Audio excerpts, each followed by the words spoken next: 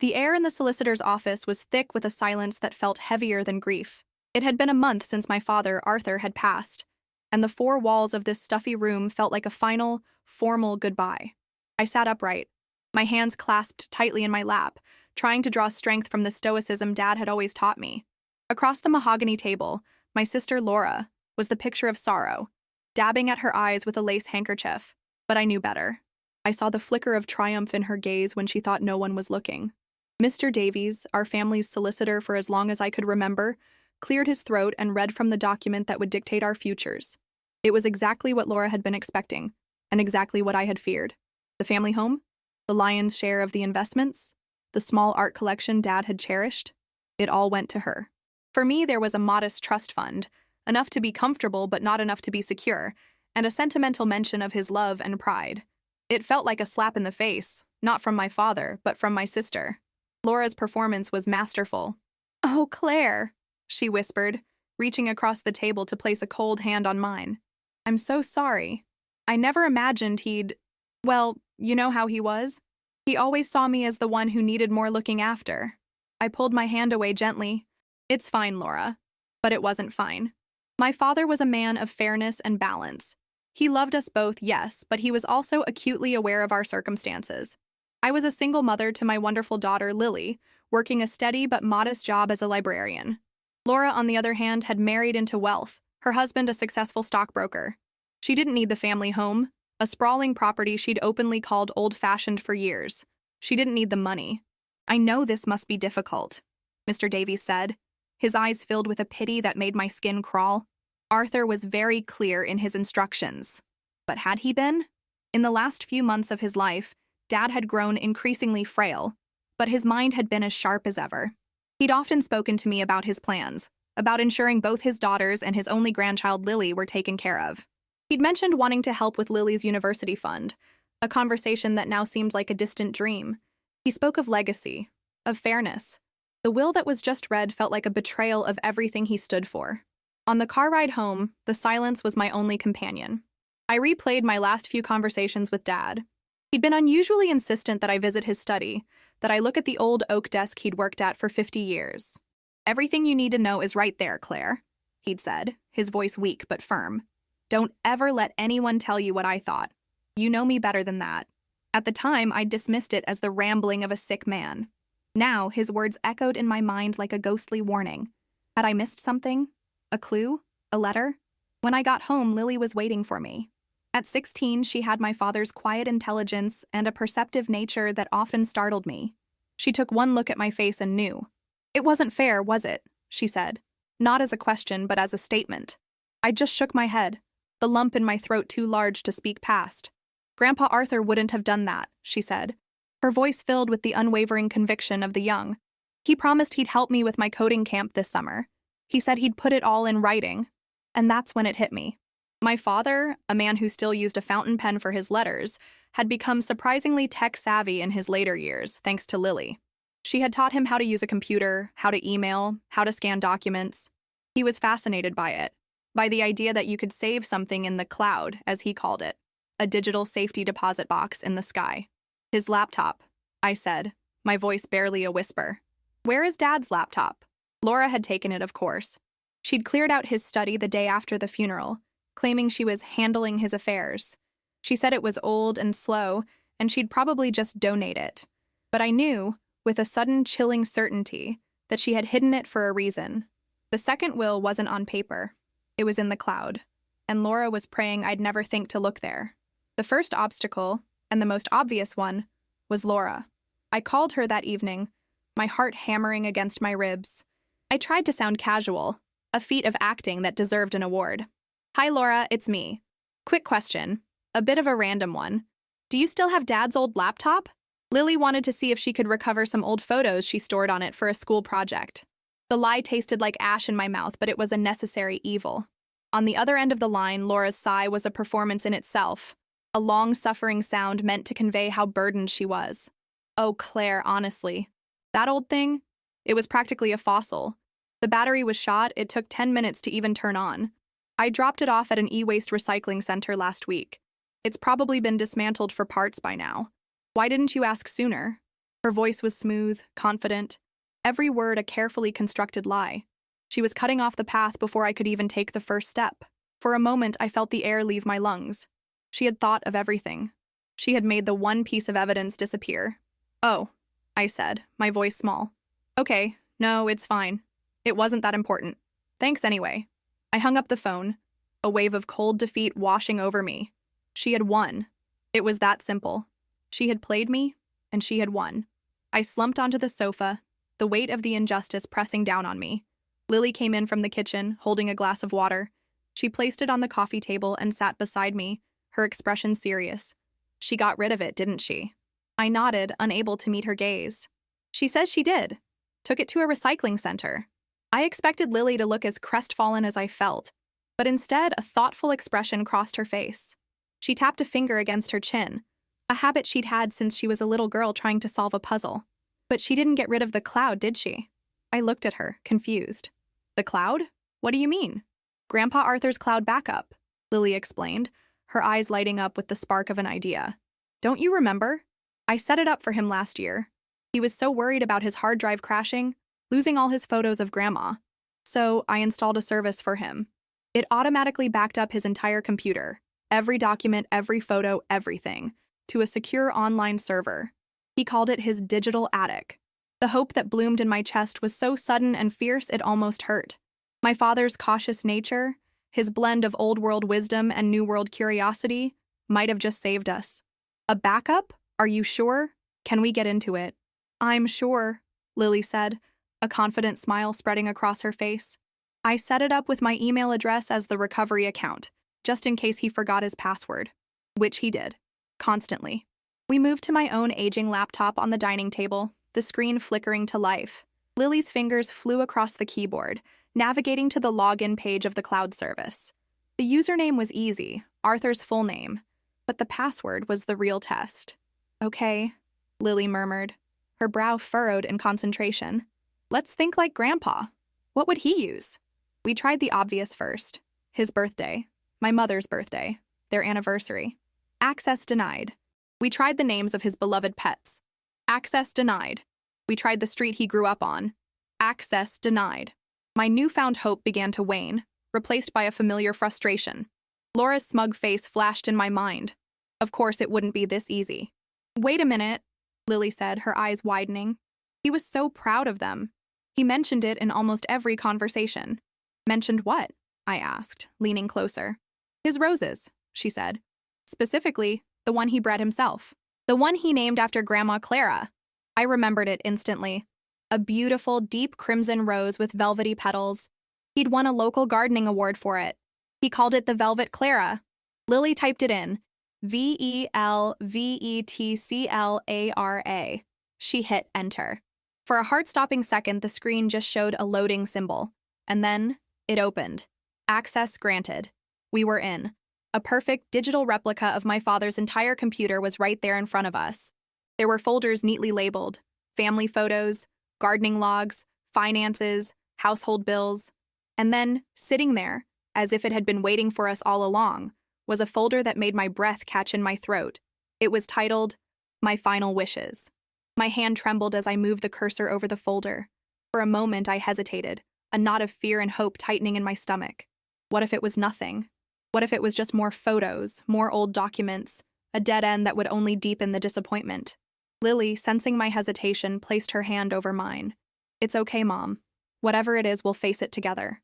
Her strength was my own. I took a deep breath and clicked. The folder opened to reveal 2 files. One was a PDF, clinically named Last Will and Testament Final Version.pdf. The other was a video file titled with a warmth that was so quintessentially my father, A Message for My Daughters.mp4. "Play the video first," I whispered, needing to see his face, to hear his voice.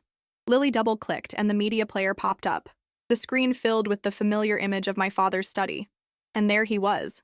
He looked thinner than I remembered, the lines on his face etched deeper by his illness, but his eyes were clear and steady as he looked directly into the camera.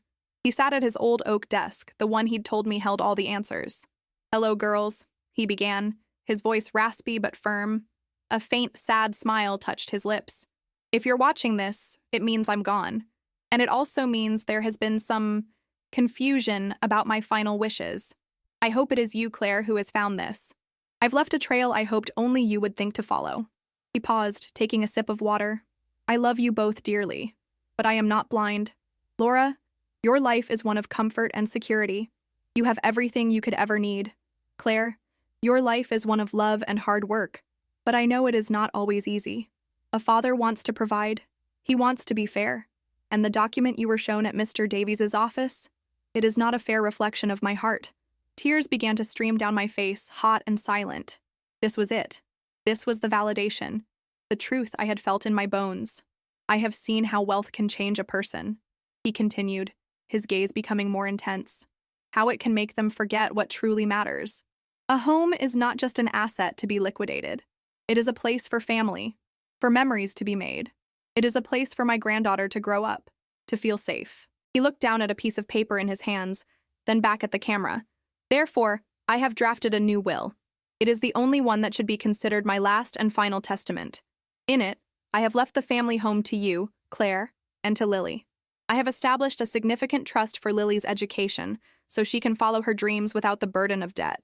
The remaining investments are to be divided, but weighted to ensure your comfort, Claire.